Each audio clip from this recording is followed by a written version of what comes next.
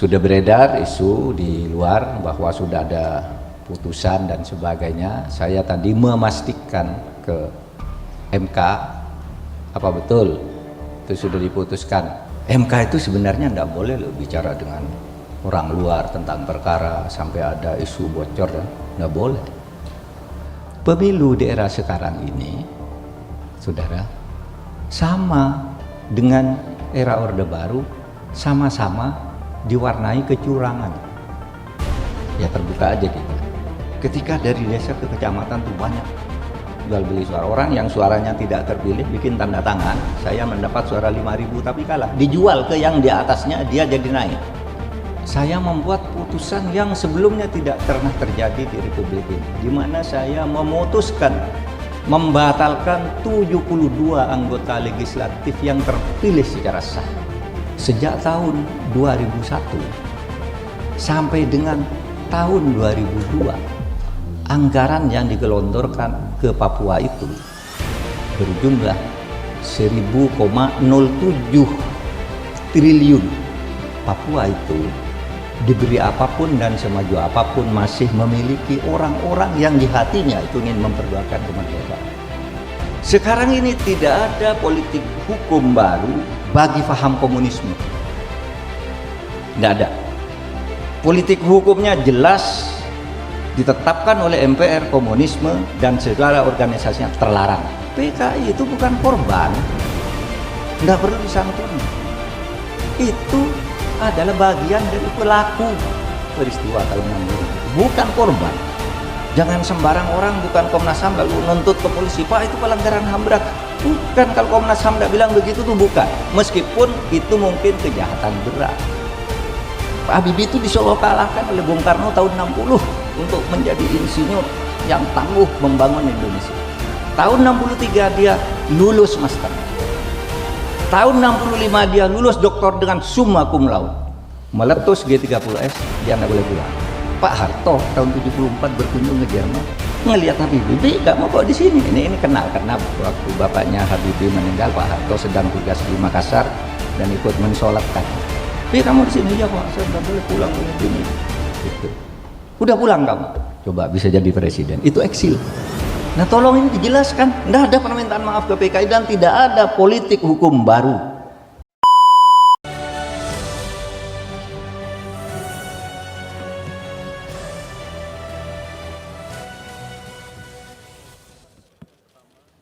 Kami sampaikan kembali kepada hadirin sekalian yang tidak berkepentingan dalam acara rapat ini. Kami silahkan untuk menunggu di luar ballroom. Terima kasih.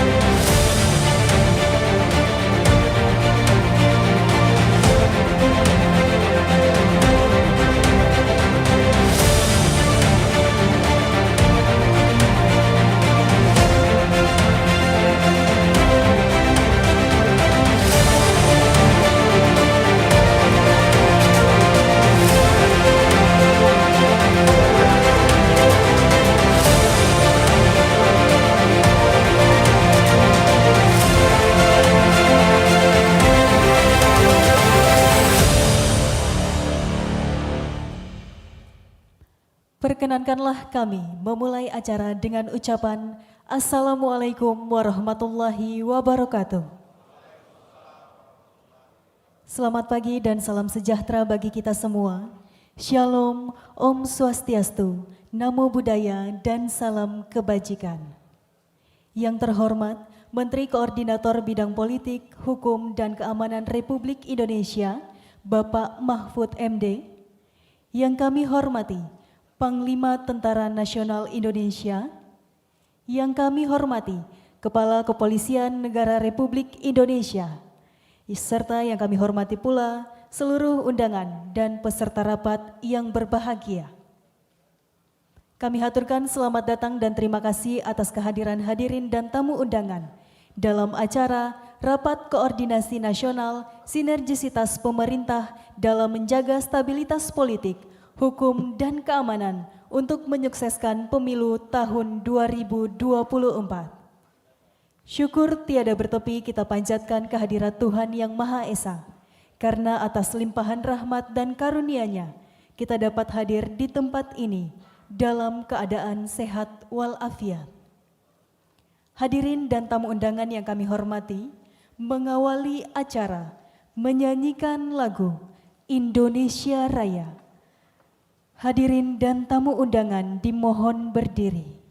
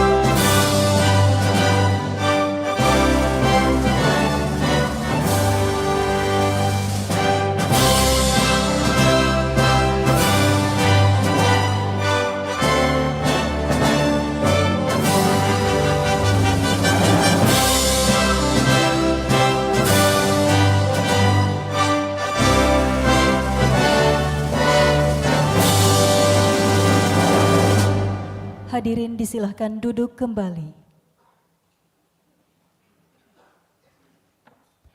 Hadirin yang dirahmati Tuhan Yang Maha Esa, sebagai ungkapan rasa syukur atas terlaksananya acara pada hari ini, marilah kita menundukkan kepala sejenak seraya memanjatkan doa. Doa akan dipandu oleh Bapak Sandi Aman. Kami silahkan.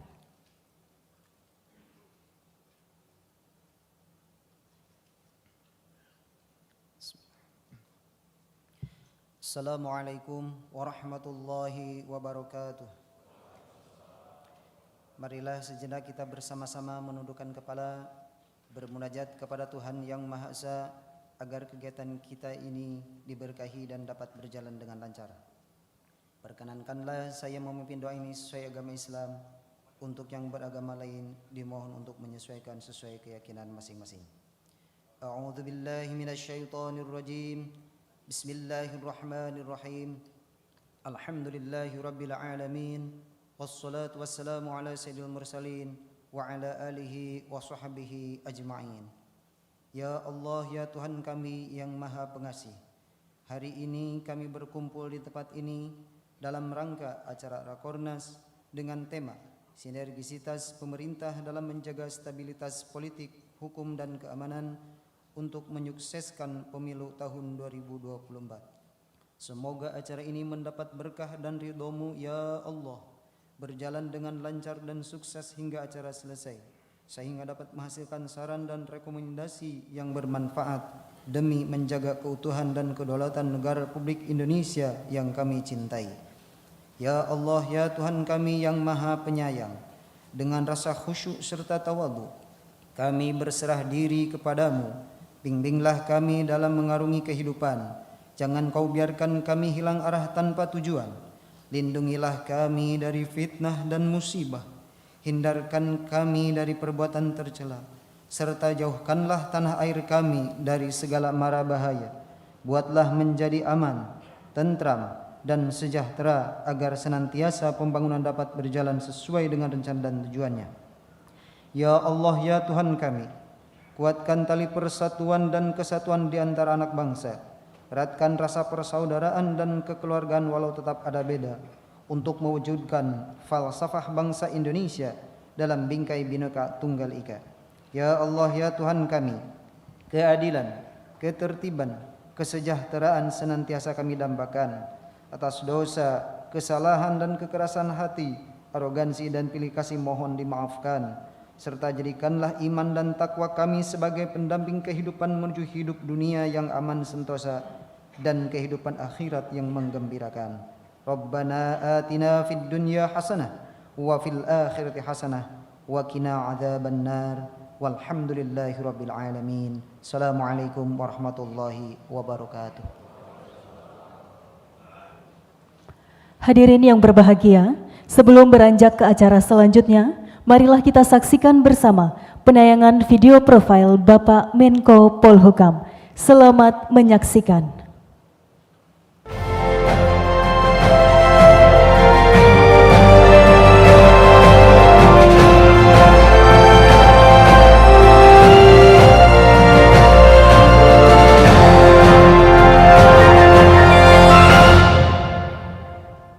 Muhammad Mahfud MD lahir 13 Mei 1957 di Sampang, Madura, Jawa Timur. Mahfud menikah dengan Zaizatun Nihayati dan dikaruniai 3 anak, yakni Dr. M. Ikhwan Zain, SPOK, Dr. Vina Amalia, dan Royhan Akbar, SH, MCL. Mahfud MD menempuh pendidikan dasar dan menengah di Pamekasan, Madura. Bersekolah di Madrasah Ibtidaiyah Pondok Pesantren Al-Mardiyah Waru dan Sekolah Dasar Negeri Waru. Kemudian melanjutkan ke Sekolah Pendidikan Guru Agama Negeri Pamekasan. Setelah itu, Mahfud melanjutkan pendidikan di Yogyakarta, menyelesaikan Sekolah Pendidikan Hakim Islam Negeri, kemudian menempuh pendidikan sarjana di Fakultas Hukum Universitas Islam Indonesia, jurusan Hukum Tata Negara, dan Fakultas Sastra dan Budaya Universitas Gadjah Mada, jurusan Sastra Arab. Sembari mengajar, Mahfud meraih Magister Ilmu Politik dan Doktor Ilmu Hukum Tata Negara dari UGM. Mahfud MD mengawali karir di bidang pendidikan sebagai dosen di alma maternya UII Yogyakarta. Menjadi dosen Fakultas Hukum sejak 1984 dan diangkat menjadi guru besar bidang hukum tata negara pada usia 41 tahun. Sebagai profesor hukum tata negara, Mahfud MD aktif mengajar di 18 universitas, diantaranya UII dan UGM Yogyakarta, UI Jakarta, Undip Semarang, UMY, UIN, Universitas Islam Riau, Udayana Bali, Unhas Makassar, dan beberapa kampus lainnya. Mahfud telah menerbitkan banyak buku, serta aktif menulis berbagai kolom di media massa. Di bidang politik dan kenegaraan, Mahfud pernah mengemban beberapa jabatan publik lengkap di 3 pilar: eksekutif, legislatif, dan yudikatif. Pada tahun 2000, Presiden Abdurrahman Wahid melantiknya sebagai Menteri Pertahanan dan kemudian sebagai Menteri Kehakiman dan HAM di Kabinet Persatuan Nasional. Setelah era Presiden Wahid, Mahfud menjadi anggota Dewan Perwakilan Rakyat dari fraksi Partai Kebangkitan Bangsa pada 2004 sampai 2008.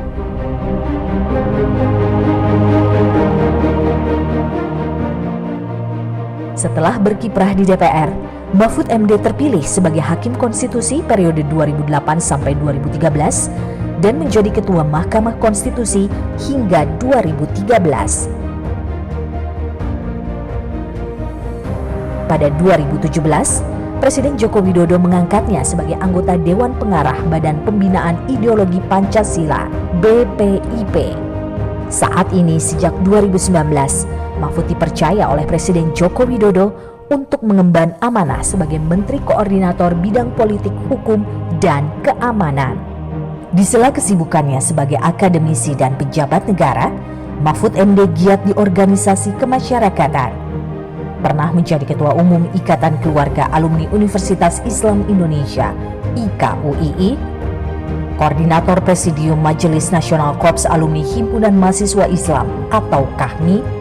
Mahfud MD juga pernah menjadi Ketua Asosiasi Pengajar Hukum Tata Negara dan Hukum Administrasi Negara sebagai Majelis Mustasyar di Majelis Permusyawaratan Pengasuh Pesantren se-Indonesia MP3I, Ketua Dewan Kehormatan Ikatan Sarjana Nahdlatul Ulama ISNU, serta Ketua Dewan Penggerak Masyarakat Ekonomi Syariah yang masih dijabat hingga kini.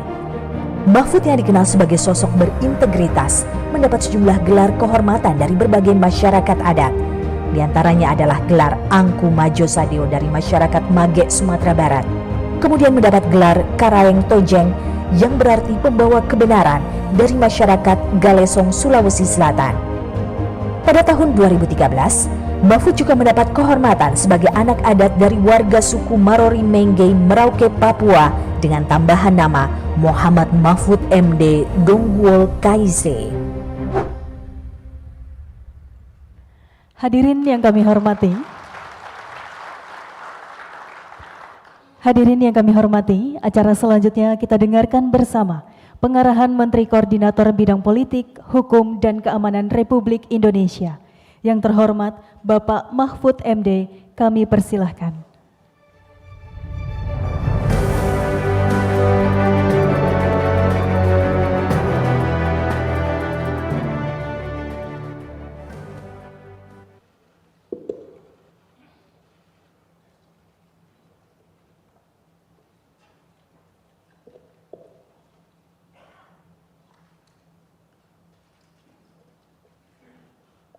Assalamualaikum warahmatullahi wabarakatuh.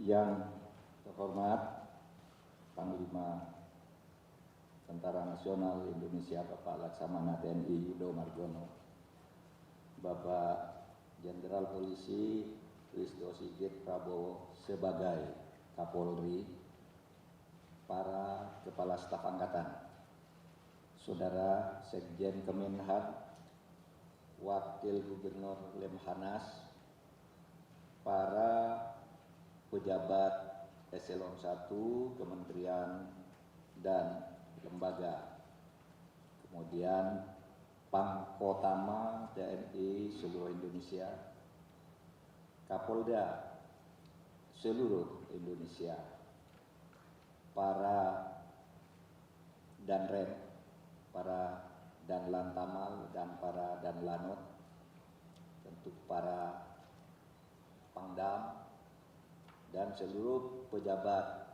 Eselon 2 di Kemenko Polhukam dan hadirin sekalian. Saya mengucapkan terima kasih kepada Bapak Panglima dan Bapak Kapolri yang telah menyelenggarakan acara ini untuk menindaklanjuti arahan Bapak Presiden tentang beberapa hal, terutama terkait dengan akan dilaksanakannya pemilu tahun 2024 beserta isu-isu lain yang mungkin sensitif untuk mempengaruhi pemilihan umum. Hampir dapat dipastikan pemilu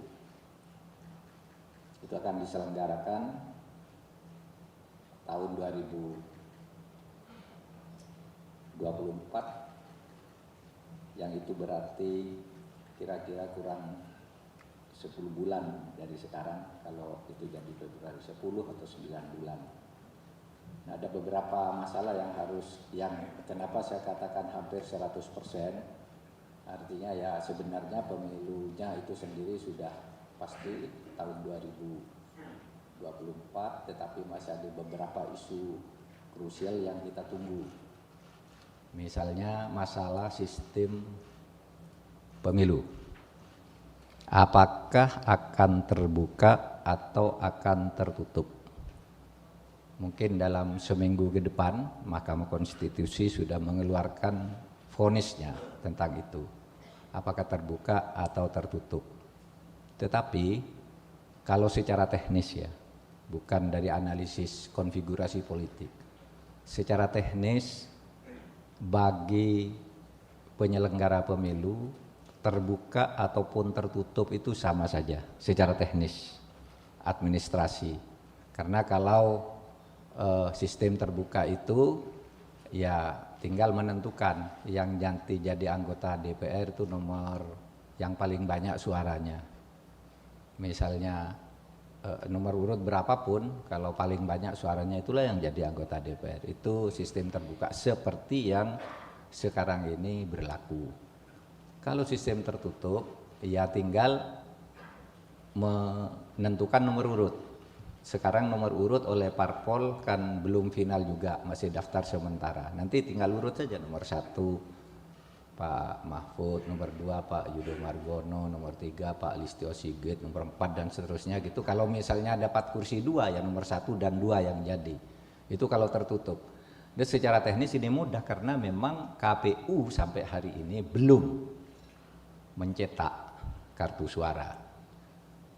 Sudah beredar isu di luar bahwa sudah ada putusan dan sebagainya. Saya tadi memastikan ke MK, apa betul itu sudah diputuskan? Belum. Itu hanya analisis orang luar yang mungkin melihat sikap-sikap para hakim MK lalu dianalisis sendiri. Tapi sidangnya sendiri secara tertutup baru akan dilakukan besok lusa. Jadi belum ada keputusan yang resmi. Sudah diputus sekian 6/3 atau 5/4 dan sebagainya, itu belum ada. Nah, oleh sebab itu kita harus menunggu, dan bagi kita sebagai penyelenggara tidak perlu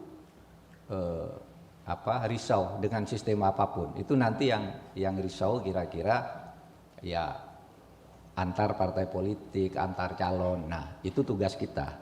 Tugas kita untuk mengamankannya dan mengarahkan sesuai dengan hukum yang berlaku. Saudara, saya ingin mulai di mana peran posisi TNI dan Polri di dalam keseluruhan masalah yang akan kita hadapi ini. Tentu kita sudah tahu secara konstitusional, tapi mari kita ambil beberapa hal. Mungkin sudah bisa masuk ke slide berikutnya, slide nomor 2. Saudara sekalian, saya akan mulai dari ini. Kita punya tujuan negara sebagai landasan dan bingkai kerja kita, bingkai kerja TNI Polri. Sehingga di sini dikatakan peran lembaga negara dan institusi-institusi pemerintah termasuk TNI Polri harus ditujukan untuk menerapkan politik hukum. Politik hukum itu bukan politisasi hukum. Beda lah politik hukum dan politisasi hukum. Kalau orang menggunakan jabatan untuk mengarahkan hukum itu namanya politisasi hukum. Kalau politik hukum itu kebijakan, policy, legal policy. Arah yang dituju dalam rangka penegakan hukum itu. Menerapkan politik hukum guna mencapai tujuan negara, yaitu melindungi segenap bangsa dan seluruh tumpah darah Indonesia, mencerdaskan kehidupan bangsa, membangun kesejahteraan umum, dan melaksanakan ketertiban dunia. Itu tujuan negara kita. Apapun, kalau kita membuat hukum jangan keluar dari ini. Satu, harus menjaga integrasi bangsa, melindungi segenap bangsa dan seluruh tumpah darah Indonesia. Yang harus kita jaga itu, segenap bangsa itu adalah ideologi dan teritori. Tumpah darah itu teritori. Wilayah kita, sudah jelas wilayahnya, sudah tahu semua kita. Nah, saudara, tujuan utama negara dimerdekakan adalah memajukan kesejahteraan umum. Itu yang utama. Yang lain-lain itu sebenarnya pengawal untuk kesejahteraan umum. Dasarnya untuk mencapai kesejahteraan umum ideologi Pancasila. Konstitusinya ya, itu Undang-Undang Dasar 1945. Rumahnya namanya NKRI. Kejiwaannya, semangatnya di dalam kehidupan bermasyarakat itu Bhinneka Tunggal Ika. Itu yang sering disebut istilah 4 pilar. Meskipun saudara, istilah 4 pilar itu oleh Mahkamah Konstitusi dilarang dipakai. ada putusan Mahkamah Konstitusi, karena di situ disebut 4 pilar tuh Pancasila, Undang-Undang Dasar 45, NKRI dan Bhinneka Tunggal Ika disebut 4 pilar dulu. MPR yang baru. Tapi Mahkamah Konstitusi membuat keputusan tidak boleh menggunakan 4 pilar untuk hal itu, karena Pancasila itu bukan pilar. Jadi Pancasila itu dasar, gitu. Rumahnya yang terdiri dari pilar-pilar itu Undang-Undang Dasar. Nah, ada teori stats fundamental norm, dikatakan Pancasila itu jangan disebut pilar, tidak boleh. Dia dasar yang tidak boleh berubah. Kalau pilar masih bisa diubah, ditambah apa, apa gitu bisa. Nah, saudara sekalian, halaman berikutnya. Nah, dengan demikian tugas TNI dan Polri adalah menjaga keutuhan teritori dan ideologi. Teritori itu wilayah Indonesia dari Sabang sampai Merauke dengan jumlah 17.508 pulau atau 504 atau ya sekitar itu. Karena angkanya beda-beda, tapi sekarang udah mulai dicatat semua. Teritori dan ideologi Pancasila. Ini sekarang ini kita, saudara, gangguan, meskipun belum merupakan ancaman yang serius terhadap teritori itu.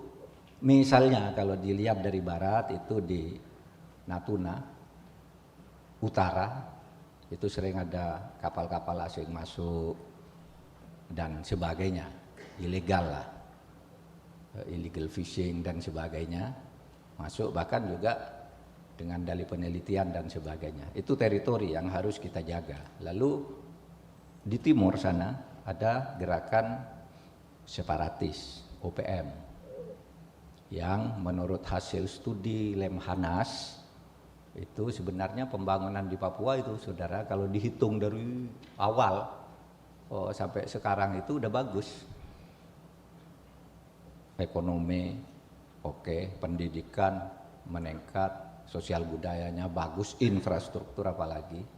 Tetapi masih ada yang tidak berubah dengan itu, yaitu punya keinginan untuk merdeka. Itu disebut OPM, Organisasi Papua Merdeka. Di situ tergangguan terhadap teritori. Nah, terhadap ideologinya sekarang di dalam negeri ini, di dalam negara kita ini bersebar, bukan hanya di barat, di timur, di utara, tapi di Jawa, di Sumatera, di mana. Misalnya ada gerakan subideologi atau keinginan untuk mengganti ideologi. Yang itu kalau dilakukan mengganti ideologi, konstitusi melalui forum-forum resmi yang konstitusional, ikut pemilu, lalu berdebat, itu tidak apa-apa.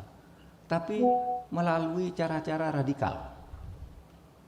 radikalisme. Nah, radikalisme itu kalau diurut tingkatannya ada 3. Satu yang disebut takfiri, selalu benci, tidak suka kalau ada orang berbeda, tidak punya sikap toleransi, itu takfiri. Lalu yang kedua jihadis. Jihadis itu kalau orang berbeda tumpas, itulah yang melahirkan teroris, bom, dan selalu ada. Ya, cuma ya kita selalu mendengar lah ada orang melakukan itu, dan dengan alasan yang sangat sederhana aja, ingin masuk surga, bahwa negara ini kafir, negara dan sebagainya, gitu. Lalu yang ketiga ini juga berbahaya nih. Jadi takfiri, intoleran, jihadis itu hantam kalau berbeda. Lalu yang ketiga wacana ideologis, masuk ke kantong-kantong institusi, ke lembaga pendidikan dimasuki untuk diajari anti Pancasila, gitu. Seakan-akan pendalaman agama itu dilakukan melalui gerakan anti Pancasila. Masuk ke pesantren juga, masuk ke kantor-kantor pemerintah juga, sehingga pemerintah pernah membentuk tim anti radikalisme yang terdiri dari 11 kementerian, tugasnya masing-masing. TNI menjaga pertahanan ideologinya, Polri mengambil tindakan hukumnya, Menpan itu menyeleksi PNS-nya, Menteri Pendidikan dari kurikulumnya dan pendidikannya dan seterusnya itu ada. Karena memang radikalisme ini memang ada dan selalu muncul gitu, bukan mengada-ada. Nanti kalau kita menganggap itu enteng lalu kita tidak bekerja. Nah, saudara sekalian, kalau dilihat dari ini maka sebenarnya pembagian tugas antara TNI itu secara konstitusional sudah jelas. Kalau TNI itu ya tugasnya mempertahankan, melindungi dan memelihara keutuhan dan kedaulatan negara. Ini mencakup wilayah dan ideologi sekaligus. Sedangkan Polri menjaga keamanan dan ketertiban masyarakat dengan melindungi, mengayomi, melayani masyarakat serta menegakkan hukum. Nah, beberapa isu penting yang ingin saya sampaikan untuk menjabarkan itu adalah tentang pemilu, kemudian tentang isu keamanan di Papua, lalu kartu telah, lalu yang kebijakan yang sekarang mungkin sedang menjadi sorotan dari sebagian orang dan sebagian kita yang mungkin belum paham betul, itu isu penyelesaian pelanggaran HAM berat masa lalu, penyelesaian non yudisial, pelanggaran HAM berat di masa lalu. Ini yang sekarang sedang menjadi juga diskusi-diskusi di tengah-tengah masyarakat, termasuk di lingkungan kita, di pemerintah dan sebagainya. Oleh sebab itu Presiden meminta itu supaya dijelaskan secara lebih meluas apa itu maksudnya. Baik, kita masuk ke pemilu aja sebentar, Bapak. Masalah pemilu ini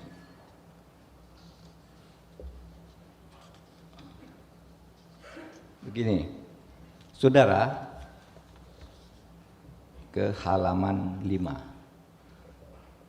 Dua kata kunci penting di dalam meletakkan posisi Polri dan TNI di dalam penyelenggaraan pemilu ini, terutama diperlukan sinergisitas, kebersatuan, bukan terpisah-pisah. Sinergisitas itu artinya kan saling melengkapi, bukan sendiri-sendiri. Nanti bekerja sama-sama keras, tapi sendiri-sendiri kerjanya sama-sama keras, mungkin efektivitasnya tidak akan maksimal. Oleh sebab itu diperlukan satu sinergisitas, yang kedua netralitas. Karena apa? Karena di dalam pemilu itu ada kerawanan. Halaman berikutnya. Pertama, kerawanan di tahapan pemilu, yaitu sudah lewat ini. Tahapan awalnya di tingkat nasional sudah mulai lewat. Misalnya kemarin pendaftaran, ribut. Ada yang merasa mendaftar memenuhi syarat dijegal, ada yang tidak memenuhi syarat diangkat gitu. Nah, itu saya katakan kepada KPU, Anda hati-hati, harus menggunakan standar yang sama. Itu ribut, bukan main. Nah, sekarang sudah selesai. Pendaftaran caleg juga sudah selesai. Tinggal nanti sebentar lagi, masih 6 bulan lagi sih, masih bulan Oktober, November, itu pendaftaran pasangan capres dan cawapres. Nah, kalau itu masih lama. Tapi pendaftaran caleg udah masuk sekarang. Nah, ini nanti diteliti dulu lalu dikembalikan ke partainya untuk disusun kembali kalau ada perubahan-perubahan tempat, ada yang double gitu, ada di partai sana kok ada nama ini, di partai ini nanti itu akan diselesaikan, itu administratif. Lalu pada tingkat provinsi, kabupaten, kota, itu nanti yang akan rawan situasi keamanannya adalah pada saat kampanye dan perhitungan suara. Itu ramai biasanya saat di tempat ini musim kampanye blub, nanti di TPS perhitungan suara itu ada yang protes, ada yang ribut, ada yang bikin kekerasan dan sebagainya. Kemudian di tingkat desa nanti biasanya rawan itu ketika pengiriman dari TPS masuk ke kecamatan, kabupaten, dan biasanya berdasar pengalaman saya sebagai hakim MK. Memang kadangkala terjadi tukar menukar dan jual beli suara di dalam proses ini. Ya kita sih kalau di pusat enggak, ini sudah jujur semua, kita sudah atur semua, tapi di bawah itu selalu ada. Oleh sebab itu perkara selalu masuk ke Mahkamah Konstitusi setiap pemilu. Sehingga saya katakan begini Pak, pemilu di era sekarang ini saudara sama dengan era Orde Baru, sama-sama diwarnai kecurangan. Ya terbuka aja kita. Cuma bedanya apa? Di zaman Orde Baru itu kecurangan bersifat vertikal. Nih yang melakukan pemerintah. Lembaga pemilihan umum itu adalah Mendagri. ABC dulu namanya. Yang menentukan pemenang pemilu, pejabat provinsi, kabupaten, wali kota apa itu kan ABC dulu, ABG. ABRI, birokrasi, Golkar. Dulu kecurangannya diatur dari situ. Tapi sesudah reformasi kita udahlah, tak usah curang. Buat lembaga pemilu sendiri di Bulala, namanya KPU. Yang menurut konstitusi itu bukan bagian dari pemerintah. Sekarang ini kalau KPU buat apa-apa yang dituding pemerintah. Pemerintah tidak adil. KPU itu DPR yang milih dan partai politik. Karena dulu belajar di Orde Baru tuh Mendagri selalu. Pengawasnya selalu Jaksa Agung. Sekarang enggak.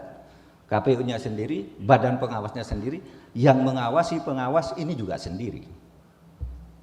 Itu di dalam tata hukum kita sekarang. Nah, sekarang ini kalau begitu kok masih ada curang? Iya, ada curang.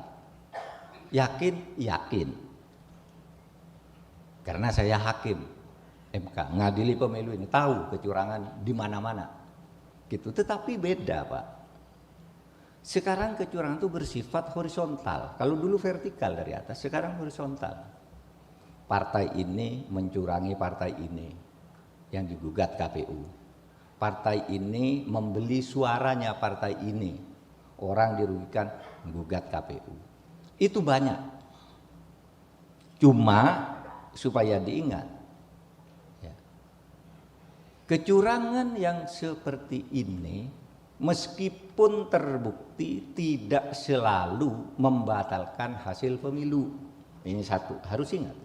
Karena kadang-kala orang berteriak itu curang, pemilunya batal. Enggak. Kalau saya calon, Pak Listio Sigit calon, Pak Listio Sigit menang, dapat 5 juta suara. Saya dapat 4 juta, saya kalah 1 juta. Lalu saya menggugat ke MK, membuktikan Pak Listio Sigit curang. Saya buktikan ke MK, terbukti betul curang, tapi curangnya hanya 200. Nah dalam keadaan begini, meskipun benar terjadi kecurangan, Pak Listio Sigit tetap menang karena 200 ini kalau ditambahkan ke saya juga tidak mengungguli angkanya Pak Listio. Oleh sebab itu jangan dibilang, "Duh, hakimnya disuap, sudah tahu curang masih dimenangkan." Nah, dalam pengalaman saya, gubernur misalnya, ada 2 gubernur yang masuk penjara. Terbukti dia menggunakan dana pemerintah untuk menyuap pemilih dan menang. Kita tetap nyatakan menang. Kenapa? Satu, tidak signifikan perbedaan angkanya. Yang kedua, tidak ada yang bisa membuktikan bahwa yang dibayar itu betul-betul milik dia. Oleh sebab itu tetap menang jadi gubernur. Tapi saya kirim ke KPK, ini ada penggunaan dana ditemukan di sidang MK, ya masuk penjara. Ada yang tumohon itu curang betul. Meskipun sudah masuk penjara masih dipilih. Ya dilantik. Karena dia secara hukum tata negara benar. Tapi secara hukum pidana salah. Dilantik gubernur jam 11, jam 12 dipecat. Karena hukum tata negaranya harus begitu. Saudara, jadi jangan sembarang nuduh. Polisi nuduh, tentara nuduh, hakim. Wah itu semua sudah berkolusi. Orang sudah kalah. Masih dituduh curang. Orang sudah curang masih dimenangkan gitu. Nah, Saudara, itu tentang hukum pemilu sekarang. Jadi kita sudah punya Mahkamah Konstitusi. Dulu tidak ada Mahkamah Konstitusi. Sekarang ada survei pemenangan. Sekarang bebas. Mau mantau ke TPS sekarang diberi surat oleh KPU, kamu mantau ke sana, TPS mana. Asal jangan mengganggu. Dulu tidak boleh. Kecuali saksi resmi yang ditentukan oleh pemerintah. Nah sekarang silakan. Nah ini perbedaan pemilu sekarang dan dulu. Apakah baik? Ya tidak tahu. Tapi sekarang dari sudut demokrasinya sudah lebih bagus. Tetapi akibatnya ya kita sering mengeluh sekarang kehidupan partai politik tidak seperti dulu. Zaman Orde Baru bisa terkendali, semua tertib. Sekarang karena demokrasi sudah berlebihan, itu nantilah penilaian orang. Dan kita tidak berada pada posisi untuk menilai itu benar atau salah, baik atau salah, itu biar para pengamat ilmuwan yang nanti mengkristal menjadi bahan membuat kebijakan bagi pemerintah dan DPR pada masa-masa yang akan datang. Nah itu tentang pemilu. Lalu ke halaman 9 langsung aja, ke halaman 9. Saya ingin menekankan di sini ada netralitas yang harus dipedomani betul. Selain sinergisitas tadi, harus bersinergi. Bapak tidak bisa sendiri-sendiri menjaga pemilu ini. TNI, Polri. Tentu nanti bahkan bersinergi juga dengan KPU. Dengan pemerintah juga. Tetapi kita bicara karena TNI, Polri. Kita bicara. Nah, saudara, netralitas itu nanti akan menentukan kualitas demokrasi kita. Ya. Kualitas demokrasi itu ya ditentukan oleh 3 hal. Rakyat menggunakan haknya dengan bebas, kemudian prosedurnya benar, bisa dipertanggungjawabkan. Jadi setiap rantai hubungan antar institusi dari tingkat bawah ke atas diawasi betul. Gitu. Karena saya tahu memang sering banyak di kecamatan. Ketika dari desa ke kecamatan tuh banyak jual beli suara. Orang yang suaranya tidak terpilih bikin tanda tangan, saya mendapat suara 5.000 tapi kalah. Dijual ke yang di atasnya, dia jadi naik. Itu tidak boleh, tapi banyak itu yang terjadi. Saudara, mungkin kita semua tidak pernah membayangkan bahwa dengan sistem pemilu sekarang anggota DPR yang terpilih bisa dibatalkan. Nanti coba dibuka di data MK itu. Ketika saya menjadi hakim MK tahun 2000 hakim MK tahun 2009, ketika pertarungan antara Pak SBY dan 5 kandidat lain gitu, tapi di DPR-nya saya membuat putusan yang sebelumnya tidak pernah terjadi di Republik ini, di mana saya memutuskan membatalkan 72 anggota legislatif yang terpilih secara sah. Di DPR RI 1, di DPR kabupaten ada 20 berapa, lalu di DPR provinsi 20 sekian, lalu di kabupaten kota, sehingga jumlahnya 72. Yang sebelumnya itu tidak pernah ada kok terpilih dibatalkan, tapi MK membatalkan. Apa betul? Coba Bapak tanya Ketua DPR Agung Laksono waktu itu, menang dia, tapi dilaporkan curang. Saya periksa betul curang, kita batalkan. Yang menang akhirnya Anjar Wijaya Kusuma atau siapa itu dari DKI, itu batal. Dia udah terpilih, diumumkan terpilih, saya batalkan. Tidak benar ini.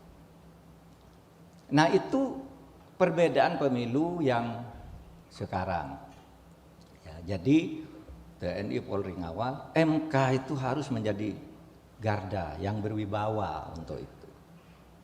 MK itu sebenarnya tidak boleh loh bicara dengan orang luar tentang perkara sampai ada isu bocor, ya tidak boleh gitu. Saya mantan ketua MK aja sekarang tidak pernah berhubungan secara personal dengan ketua MK. Teman saya itu dulu yang jadi hakim MK itu namanya Pak Saldi Isra, itu tiap pagi sore saling telepon, tapi sesudah jadi hakim MK 6 tahun saya tidak pernah ketemu karena saya tahu tidak boleh. Kalau mau jadi MK itu risikonya begitu. Dia harus tegas dan tidak boleh mendengar pendapat-pendapat di luar sidang. Bukan, masa Pak pendapat tidak dengar? Boleh, tapi kalau hakim dengarnya di ruang sidang. Bukan di rumah makan Jepang atau di mana gitu. Kalau hakim. Nah itu. Nah, saudara sekalian, saya akan lanjut ke berikutnya saja ke halaman 12. Isu keamanan Papua. Nah, saudara, saya hanya akan membacakan halaman berikutnya, halaman 13 itu.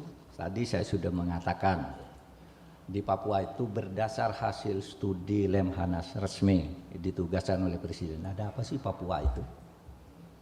Katanya apa? Papua itu kan sekarang kalau LSM itu berteriak di Papua itu harus dibangun kesejahteraan, ekonomi, sekolah, dan harus dibangun semua, baru aman.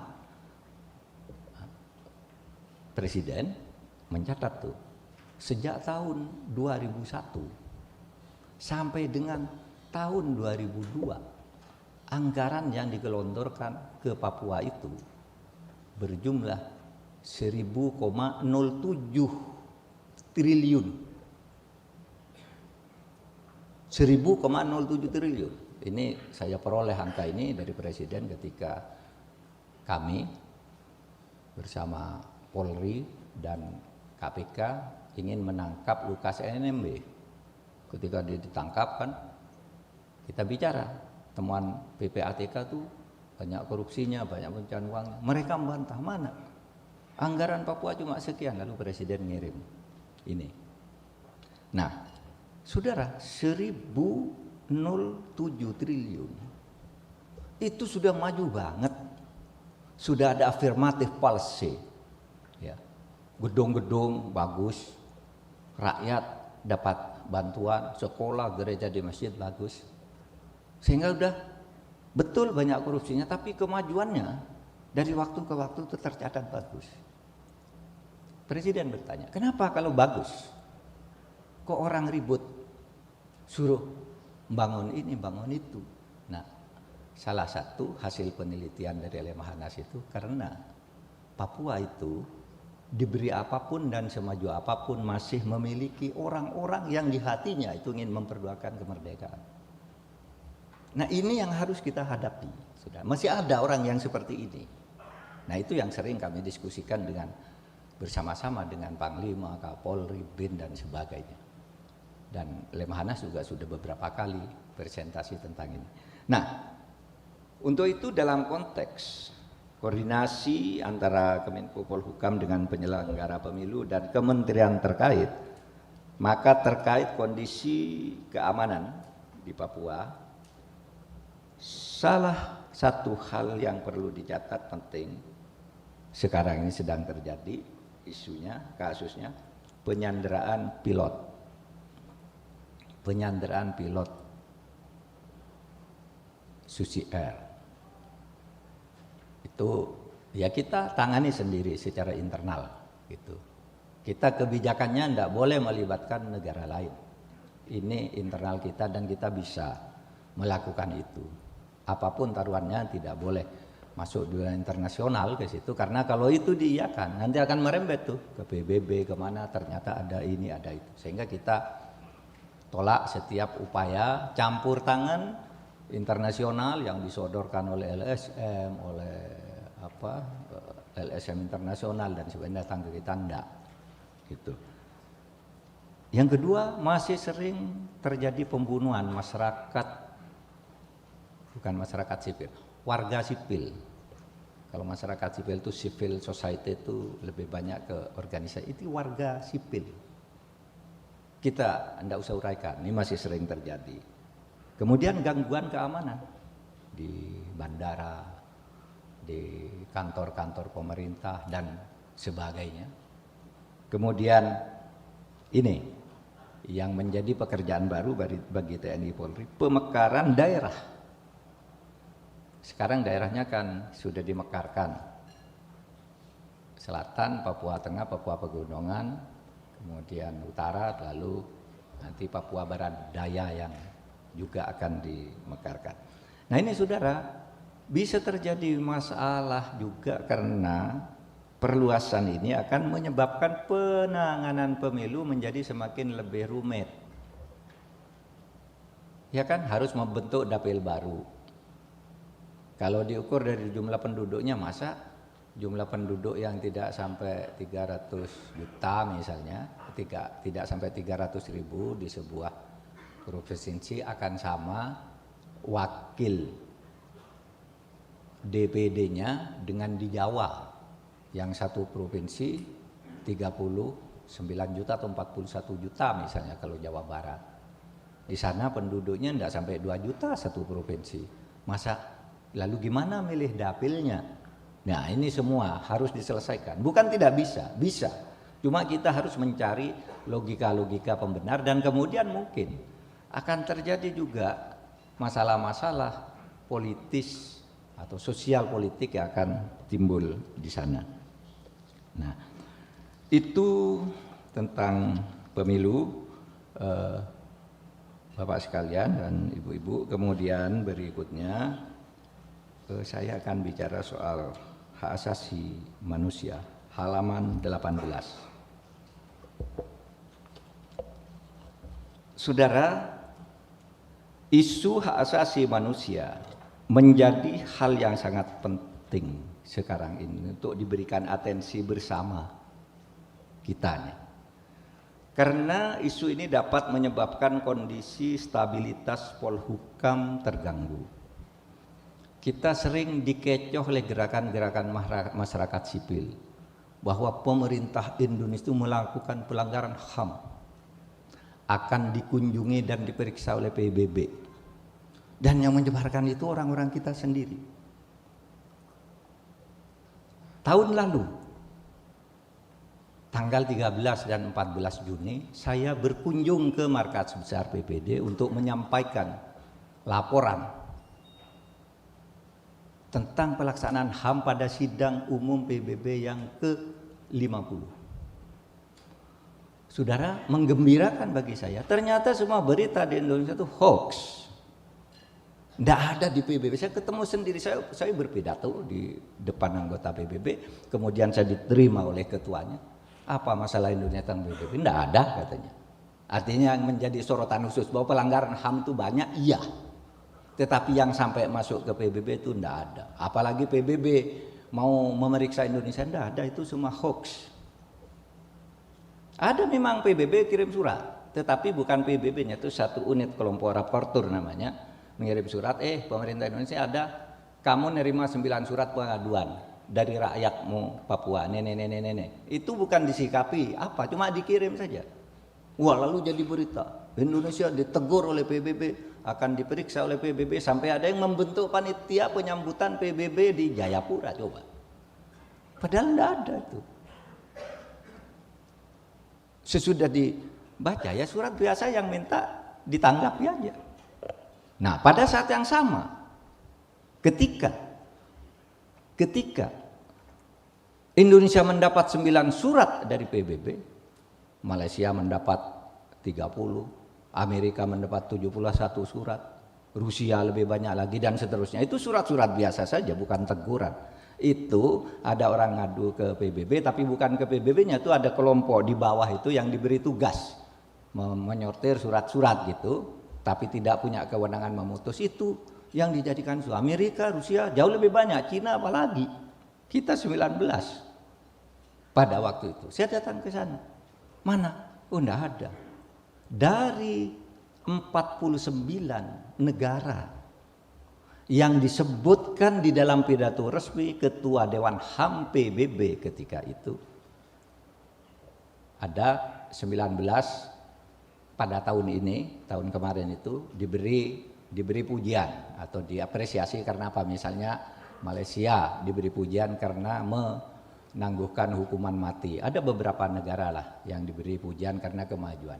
Nah, ada yang dicatat telah melakukan pelanggaran HAM, Cina dan lain-lain lah. Itu saudara ada kira-kira 30-an gitu dari 49 tuh. Nah, Indonesia tidak masuk yang dipuji tapi juga tidak masuk yang dicela. Artinya kita sebenarnya nyaman-nyaman saja.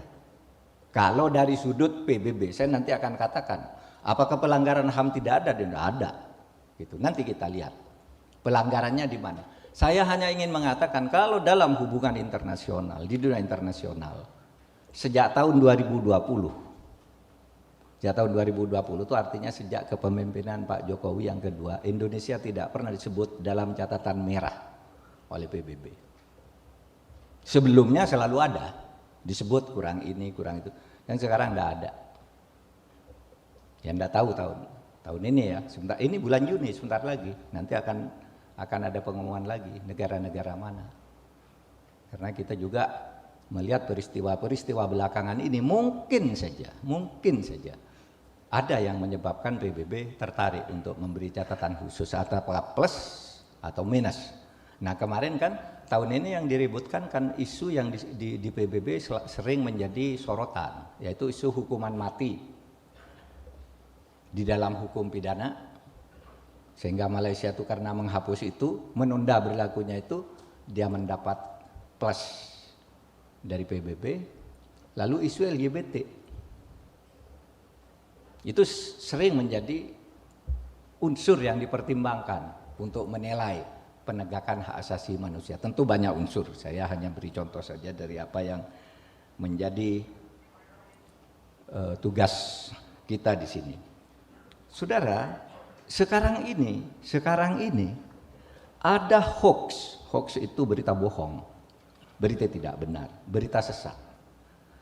Seakan-akan penyelesaian non yudisial pelanggaran HAM berat di masa lalu itu merupakan pintu hidupnya lagi komunisme dan PKI di Indonesia. Hoax ini terang-terangan ini dipidatukan ini. Kayak mendengar siapa Kiai Wawan apa siapa tuh yang dari Jawa Timur, ini pintu masuk. Alfian Tanjung juga, ini tiket untuk menghidupkan kembali PKI.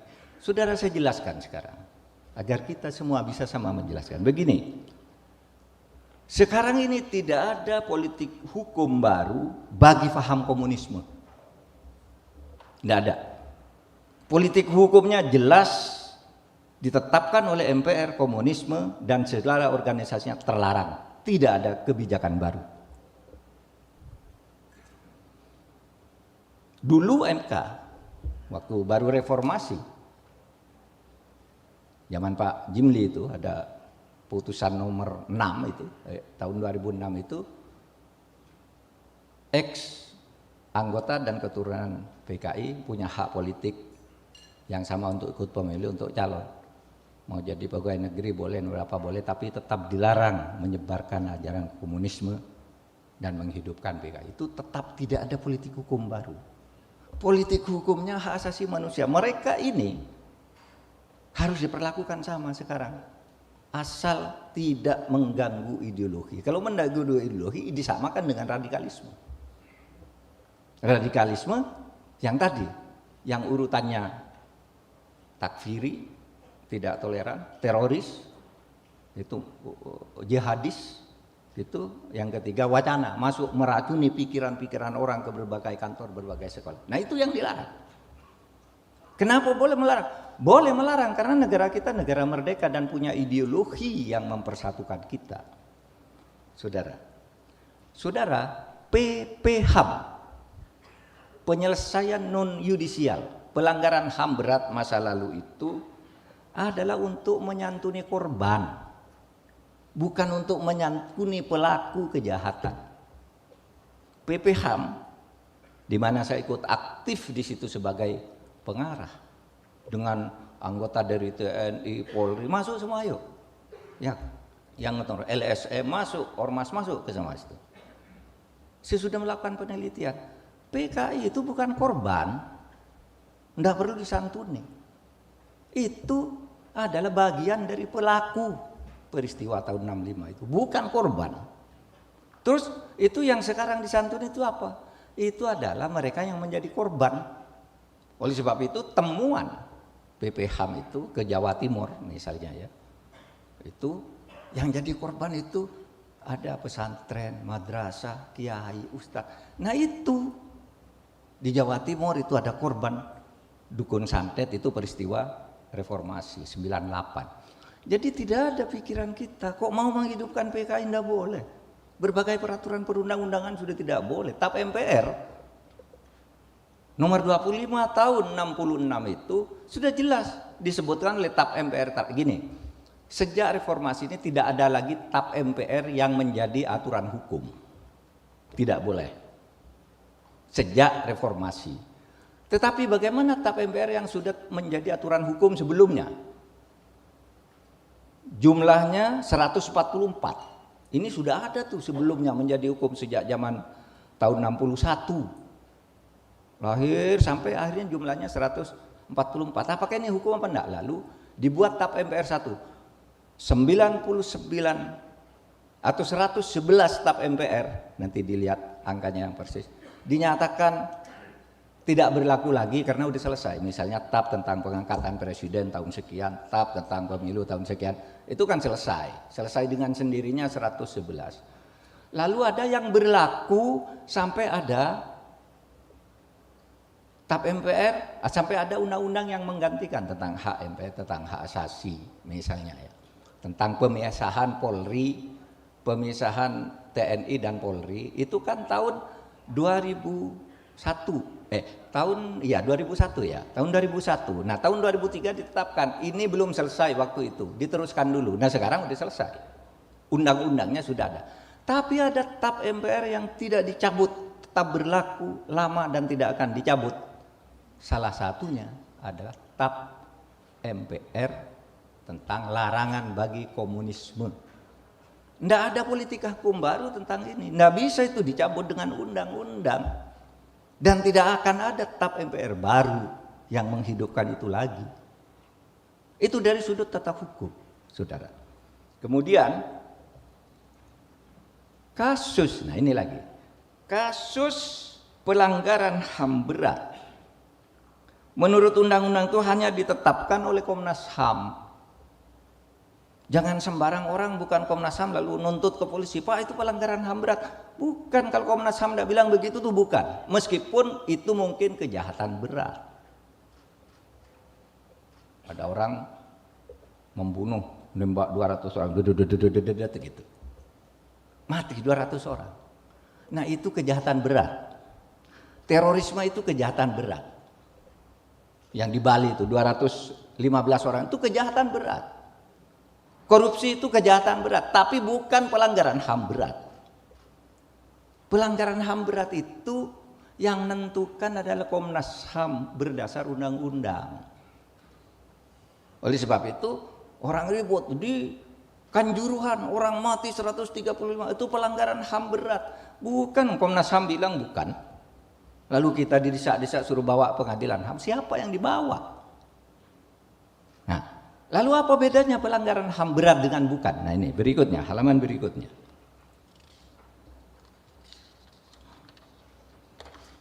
Mengapa, kita urut dari sini.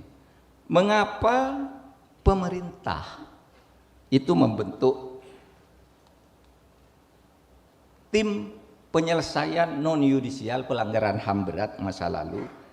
Karena, saudara, karena amanat TAP MPR dan undang-undang ya, untuk melaksanakan KKR itu sulit diwujudkan.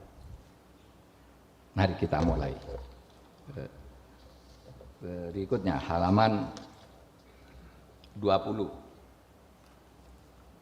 Betul ya, halaman 20.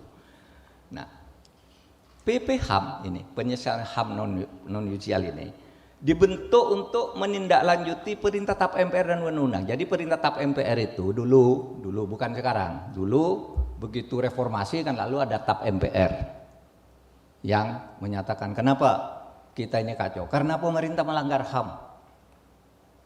HAM berat. Lalu dibuat tap MPR. Kalau begitu selesaikan, diadili pemerintah itu, diadili siapa yang melakukan pelanggaran HAM berat itu. Maka saudara, disitulah kemudian kita diarahkan oleh tap MPR dan undang-undang itu untuk menyelesaikan pelanggaran HAM berat. Satu, melalui pengadilan, itu yudisial namanya. Yang kedua, melalui KKR, Komisi Kebenaran dan Rekonsiliasi. Melalui yudisial maupun melalui KKR ini sampai sekarang, sampai hari ini nih, tidak bisa dilaksanakan. Ya.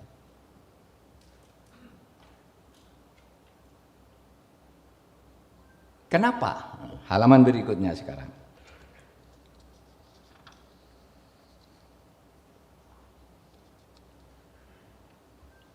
Gini, saudara. Komnas HAM itu menyelidiki pelanggaran HAM itu banyak sekali. Termasuk peristiwa tahun 65 itu ditulis sebagai pelanggaran HAM berat. Karena di situ diberitakan ada sekian ribu orang meninggal, sekian ribu orang dibantal. Itu pelanggaran HAM berat. Kita tidak bisa nolak untuk mengatakan, Pak, itu bukan. Lah itu Komnas HAM yang memutuskan. Undang-undang menyatakan itu Komnas HAM. Sekarang laksanakan perintahnya apa? Bawa ke pengadilan.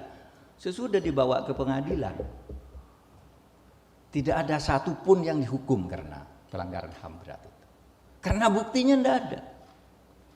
Seperti tahun 65, tidak bisa dikatakan itu pembantaian, maaf, oleh militer, oleh polisi, tidak ada. Itu adalah konflik horizontal di bawah. Dan ke pertemuan kita, PKI itu sebagai salah satu pelaku di samping pelaku-pelaku yang lain.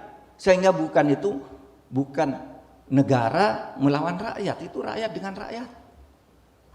Oleh sebab itu ketika diajukan pengadilan, ini yang Timur-Timur, Paniai, kita ngajukan 34 orang tuh sebelum yang terakhir Paniai. Bebas semua oleh pengadilan. Tidak ada buktinya.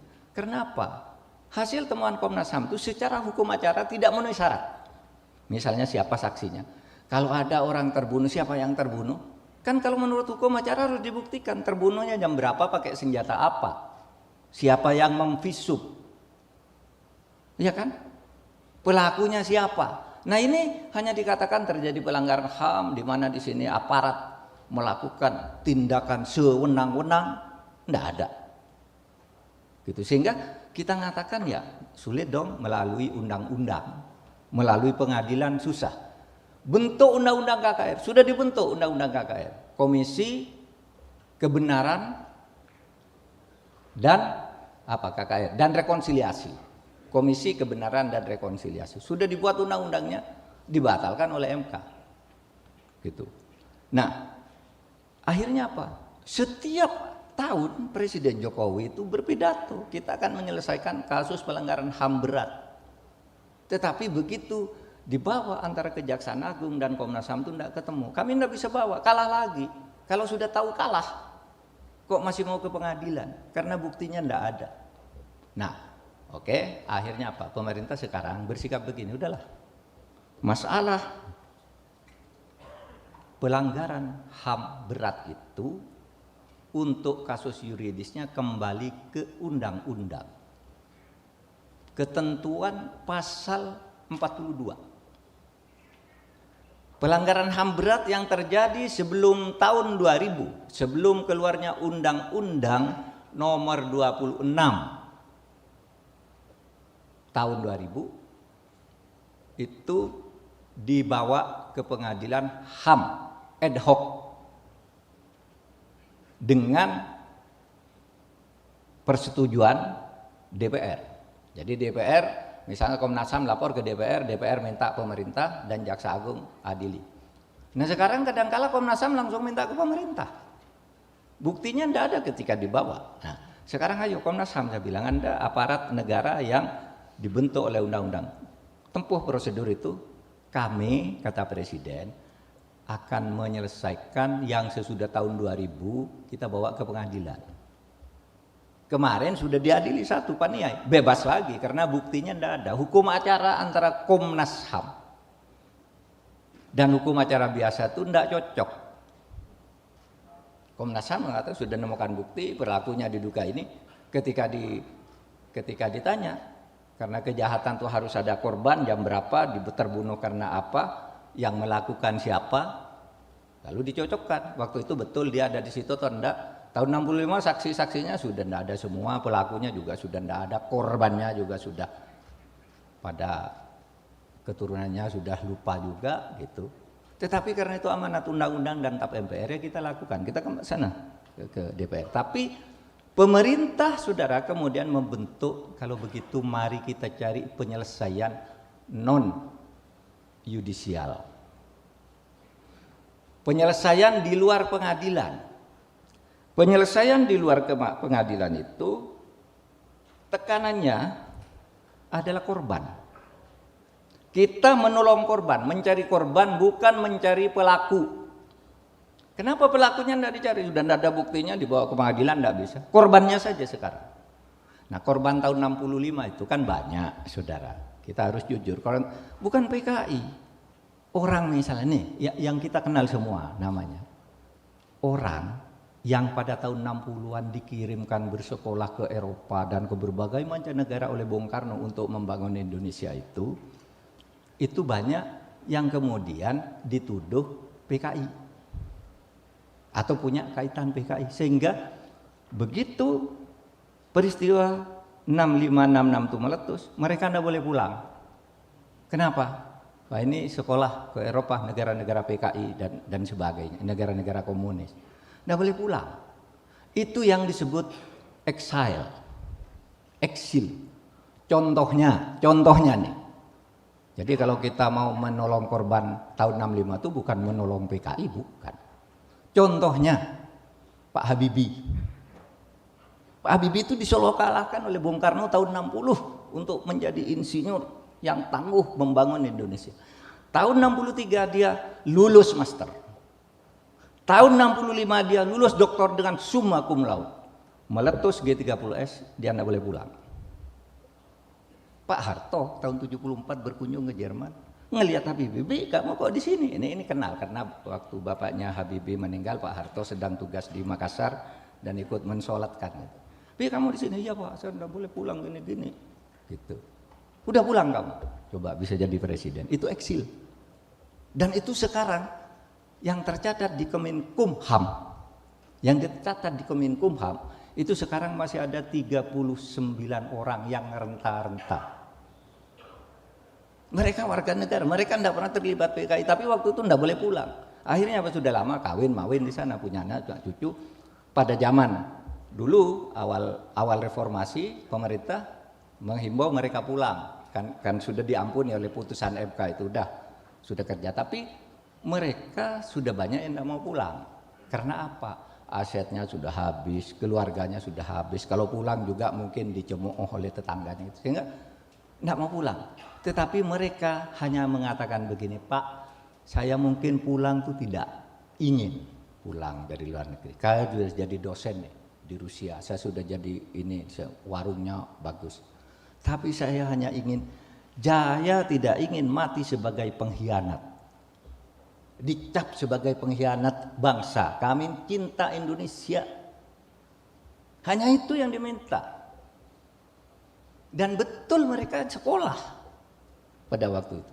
Nah yang begini nih saudara, bukan lalu memberi tiket hidupnya komunisme. Kalau itu dianggap tiket, yang lebih spektakuler itu yang tahun 2006 itu, ketika MK menyatakan udah mantan keluarga PKI yang dulu disebut ET golongan C, golongan A, bebas menjadi calon DPR lah, menjadi inilah, jadi pegawai negeri sekarang banyak.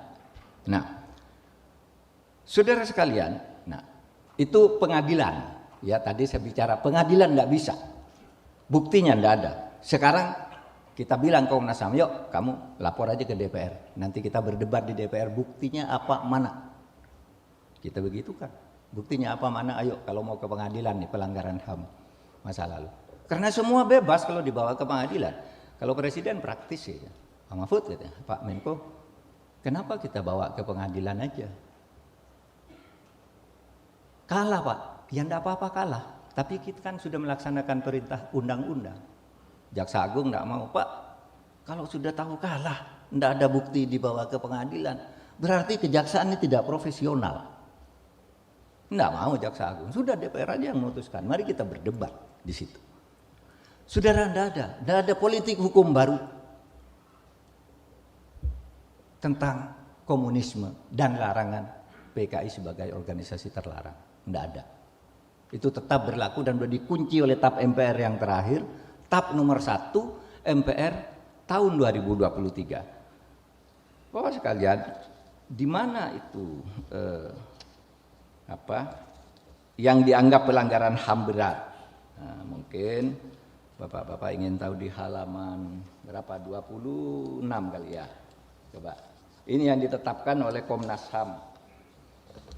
Nah, nih. Jadi saudara, ketika kami membahas di kabinet sekalipun banyak yang tidak paham bedanya pelanggaran HAM berat dan kejahatan berat. Coba bayangkan. Ada yang mengusulkan, Pak, itu korban Ambon itu jumlahnya banyak. Loh, kerusuhan di Ambon itu bukan kejahatan HAM berat. Itu konflik horizontal. Pak, di Aceh, di Aceh itu korbannya ada ribuan di Helsinki. Di mana? Lah itu bukan pelanggaran HAM, saudara. Komnas HAM tidak mengatakan. Yang dikatakan oleh Komnas HAM ini loh. 1, peristiwa 6566, bukan peristiwa PKI. Peristiwa 6566. Karena urusan peristiwa PKI itu sudah di TAP MPR. 6566 itu korbannya banyak. Kiai saya aja nih, kiai saja namanya Kiai Jufri itu menjadi korban. Sedang ceramah gitu dibunuh. Nah, yang begitu itu keluarganya masih banyak. Yang ditemukan oleh Pak Ifdal Kasim di Jombang itu beberapa pesantren. Itu hanya dibunuh menjadi korban tahun 65. Nah, itu korban. Itu yang kita ini. Sudah kok katakan menghidupkan PKI. Coba lihat nih. Yang diperhatikan nih, maaf ya. Kan Islam-Islam semua nih. Coba. Itu ada di Aceh, Dukun Santet. Itu kan kiai-kiai, 86 kiai itu dibunuh di situ.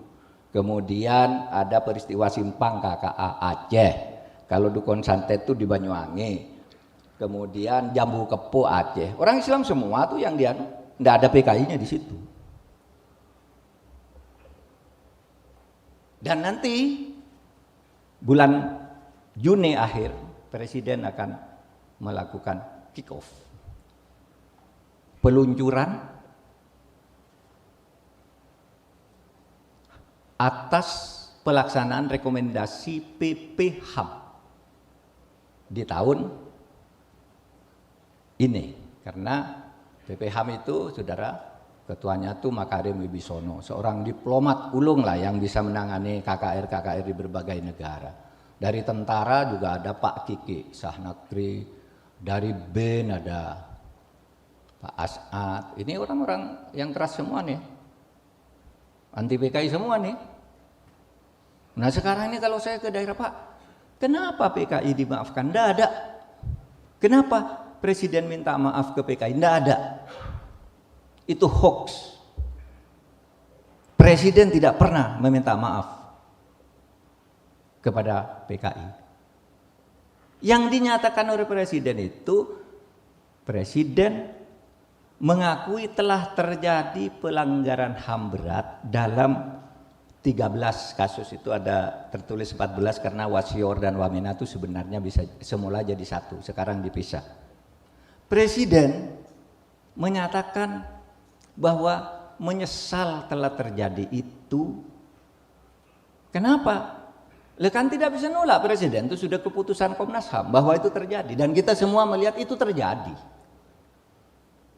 Saya aja yang jauh dari tahun 65 tahu bahwa itu terjadi. Itu terjadi. Gitu.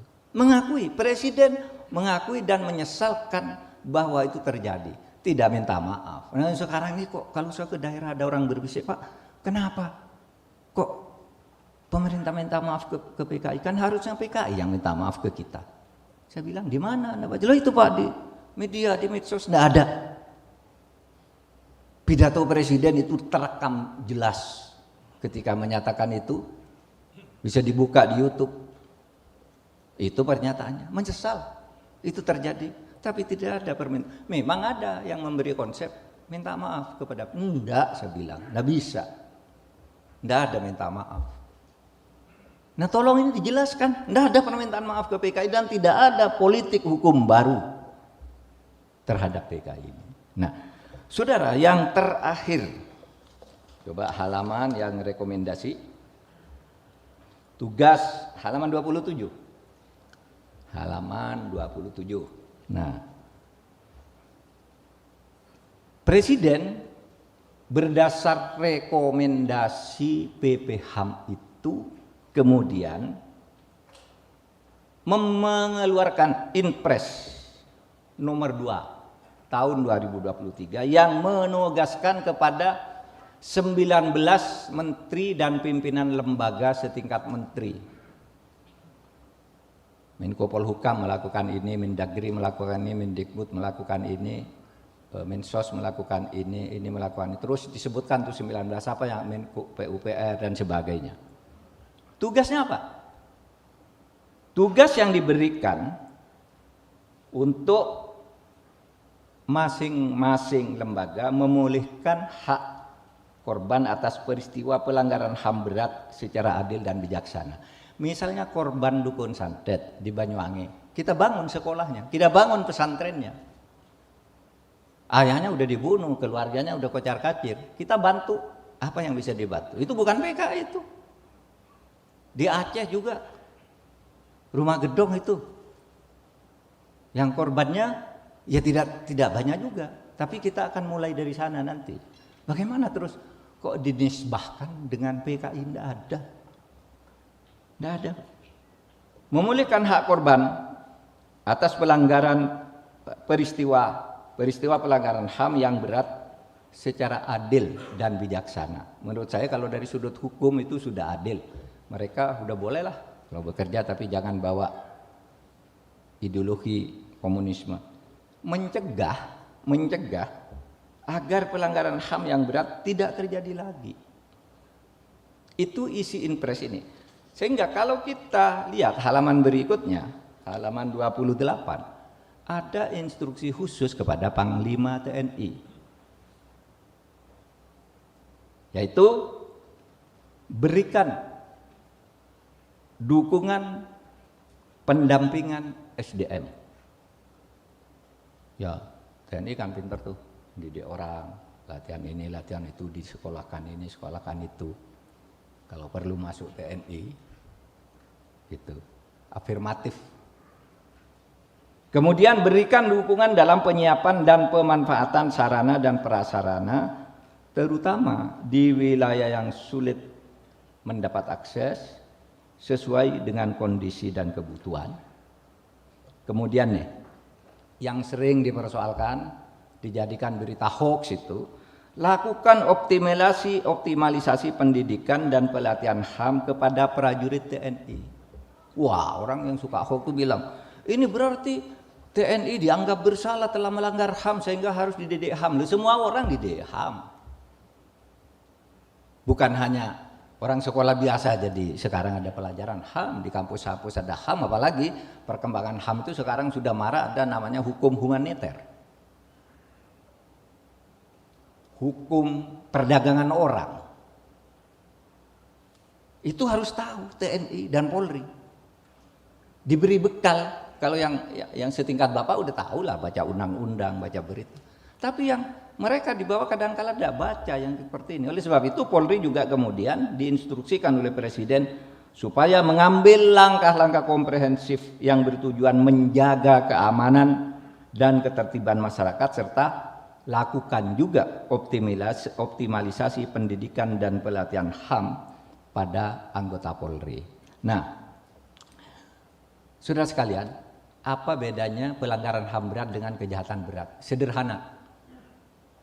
Kalau kejahatan berat itu dilakukan oleh orang sipil, atau sesama sipil atau oknum aparat, apa polisi, apa tentara, apa kantor bea cukai, apa kantor Kumham, oknum.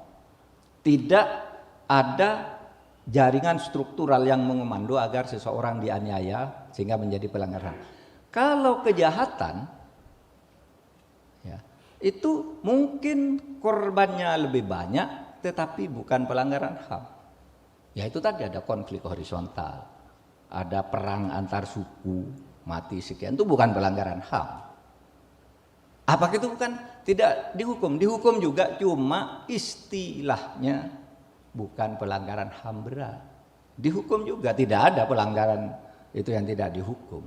Sehingga kemarin ketika kami rapat, lalu bawa data Helsinki, sekian ribu orang, konflik malu, itu bukan pelanggaran HAM berat, tidak ada di yang 14 disebut oleh Komnas HAM, itu diselesaikan biasa aja, mau ke pengadilan biasa. Pemerintah mau membangun infrastruktur untuk mereka, silahkan. Yang menang pengadilan pemerintah bayar, gitu. Nah kadangkala ketika saya dulu baru jadi menteri seminggu gitu, sebulan saya pidato bahwa pada era Pak Jokowi tidak ada pelanggaran HAM berat. Wah, orang ribut. LSM, itu katanya baru jadi menteri sudah bohong, pelanggaran banyak. Lalu disebutlah kejahatan-kejahatan berat itu, terorisme, pembunuhan anak, membunuh ibunya orang, membakar toko, itu pelanggaran. Lah itu kejahatan namanya, saya bilang. Kalau pelanggaran HAM berat ini tadi yang 13, pelakunya tuh aparat. Dan itu harus dibuktikan. Terstruktur, ya ada komandan, bawahan, petugas lapangan, jelas ada perintah, dipersenjatai. Caranya bagaimana, nanti kalau terbunuh disembunyikan kemana, di mana. Nah itu namanya pelanggaran HAM berat meskipun korbannya hanya satu. Tapi kasus kerusuhan yang baru terjadi di Haruku itu misalnya, itu bukan pelanggaran HAM meskipun korbannya banyak. Itu konflik horizontal, lain lagi. Nah saudara, mohon dipahami, pelanggaran HAM yang ini nih, yang 13, karena itu ketetapan atau isi undang-undang yang dimandatkan kepada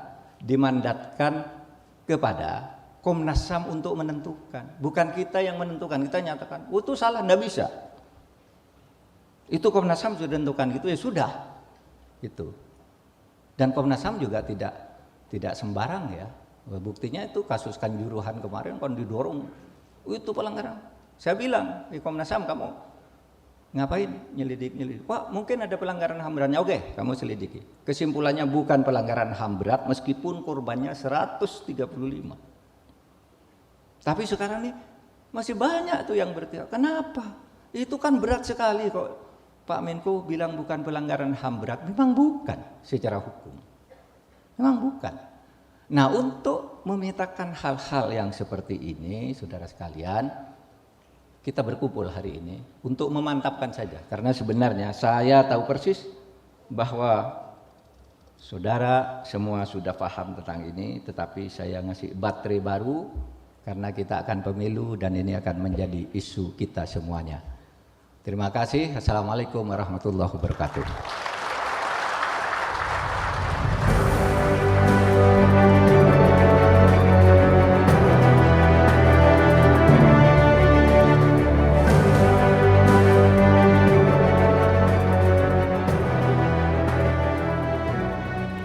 Baik, kami haturkan terima kasih Bapak. Acara dilanjutkan dengan sesi tanya jawab. Kepada para peserta rapat yang ingin bertanya kepada Bapak Menko Polhukam, kami persilahkan.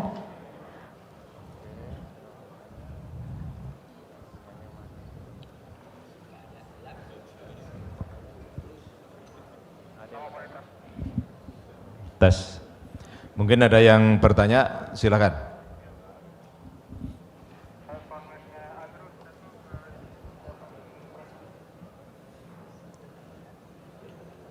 Mungkin saya boleh tanya. Boleh. Calonnya ini kan, kalau calonnya masih menjabat, ini kan kita untuk bikin acara pelaksana. Calon presiden. Kemudian nantinya November kan ditentukan, tapi kan tidak dicopot jabatannya. Ya, selama itu akan melaksanakan kampanye kan kita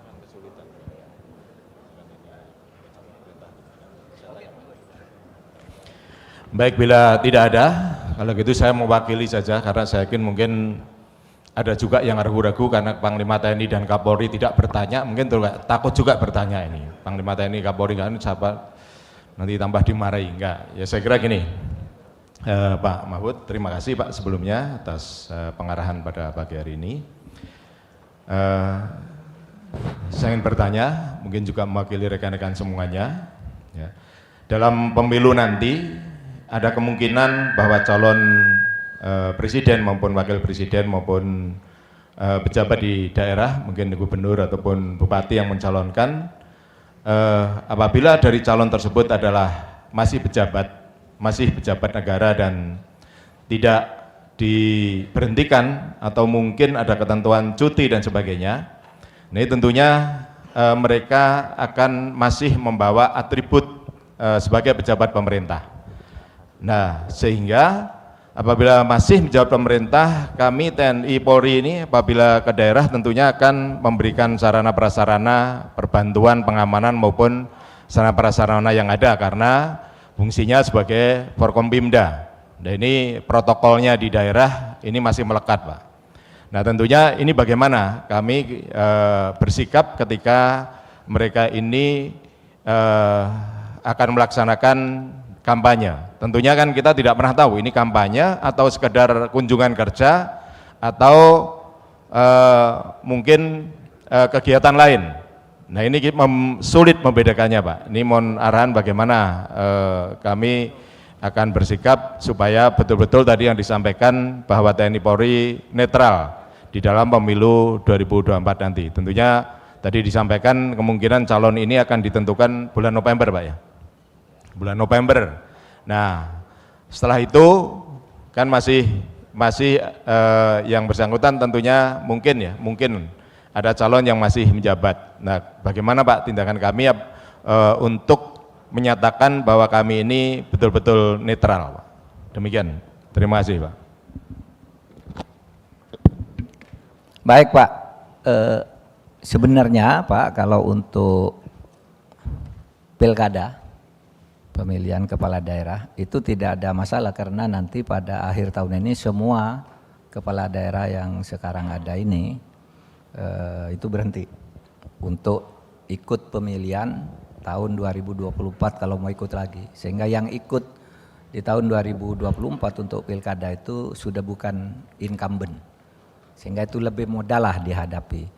Nah, adapun untuk tingkat presiden dan menteri sekarang aturannya itu sudah lebih eksplisit. Presiden, wakil presiden, calon wakil presiden dan calon presiden yang sedang menjabat presiden atau wakil presiden atau menteri itu tidak harus berhenti. Itu aturan yang sudah ditetapkan. Ya mungkin ada orang kok gitu aturannya, ya kok gitu karena itu yang disepakati kan. Aturan seperti itu DPR, KPU, pemerintah sudah membicarakan itu. Mereka tidak berhenti dari masa, tapi melakukan cuti, jelas dengan cuti. Hari ini sampai misalnya 3 hari saya cuti. Oleh sebab itu ketika dia cuti untuk kampanye itu harus betul-betul dari atribut-atribut jabatannya. Tidak boleh dikawal oleh polisi. Pokoknya jangan menggunakan fasilitas umum juga, jangan menggunakan fasilitas umum yang itu. Meskipun mungkin dalam prakteknya nanti lebih fleksibel, tetapi yang penting tidak menimbulkan ketegangan dan kesan bahwa itu curang. Meskipun curang atau tidak curang itu nanti kan ada di Mahkamah Konstitusi, ada di Bawaslu dan sebagainya. Nah, itu dari sudut aturan, artinya semua itu sudah diatur semua, tinggal kita melaksanakan dengan konsisten dan konsekuen apa tidak gitu.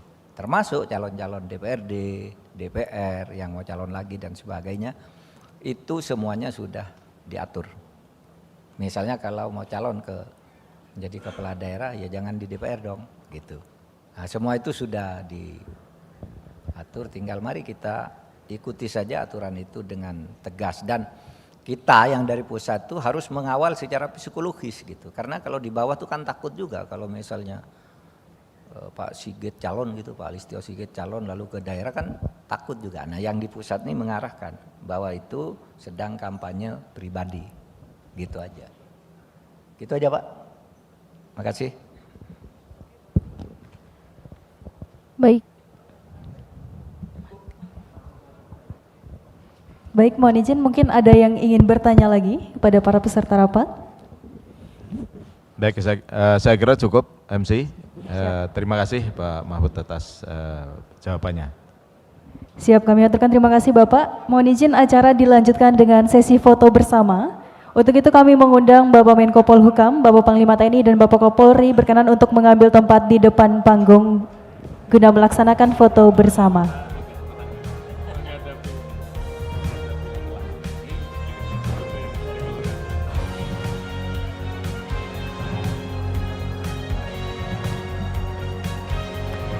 Baik, mohon izin untuk sesi foto pertama menghadap ke peserta rapat.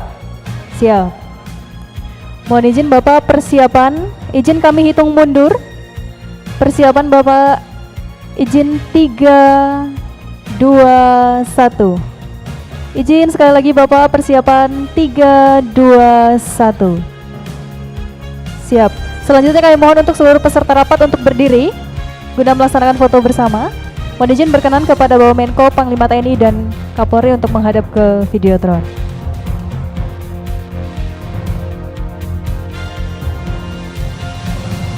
Baik, untuk para media dapat mengambil gambar dari atas panggung.